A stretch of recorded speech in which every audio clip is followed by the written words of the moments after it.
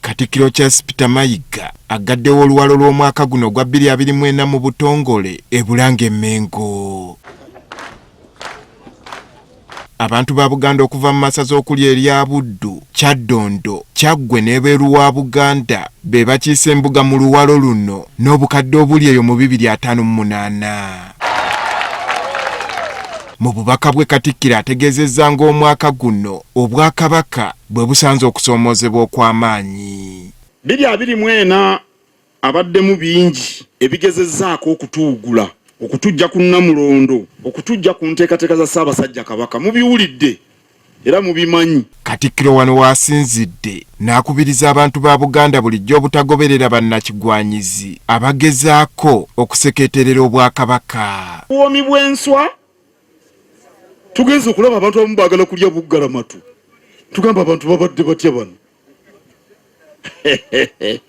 Mulowooza sijja kubyogera. Mu maka bwe mubaamu ebisoomooza, maama agamba abaana nti katulinde kitammwe. Ffe mu Buganda tulina kutambulira ku kitaffe, naffe tumulinanga Buganda yennyini mu Ssaabasajja Kabaka. Agamba okuba obumu mpagi y'amaanyi mu bantu ba Buganda. Mu mbeera zammwe ez'enjawulo situfaayo oba oli wa ggwanga ki ng'oli mu Buganda, Kabaka ng'omutegeera, oba oli mu byabufuzi ki, oba osoma ddiini ki, Kabaka ye kitaawo. Era muwulire kano, bwe tubeera obumu tewali ayinza kutuwangula. Mu buufu bwe bumu atendereza abo abawuliriza okuwabulwa n'okulambikibwa kw'abakulembeze nga musanyufu nti bangi bakyusizza obulamu bwabwe. Mujjumbidde okulima emmwanyi, wabula mulimye emmwanyi. Magezi nga bawe mwe mulime emmwanyi musirike. Mujjumbidde okwewala mukenenya, muweeredde abaana, musitudde omutindo gw'amaka gammwe. Era abaami ba Ssaabasajja Katikkiro abakubirizza okubeera ekyokulabirako eri abantu be bakulembera n'okukulembeza obwerufu mu mirimu gyabwe. Ekifo ky'obeeramu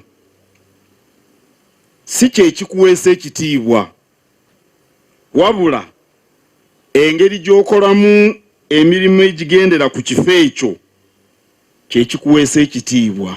Bwe tukumaakuma be tukulembera mu mbeera zaabwe ezaawukana, olwo ekitiibwa ekyannamaddala tujja kukifuna.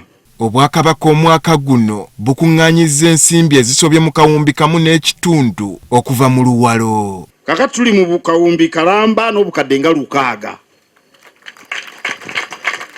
Kano kabonero akalaga omwoyo gwa Buganda ogutafa. Oluwalo luno lukkiridde ddala ku mitendera gyonna egy'obukulembeze nga bw'onoolaba ku mitendera mu ntebya y'oluwalo abaami b'emiruka bakoze nnyo. Andrew Kaggwa, Agafeeyo, Spark TV.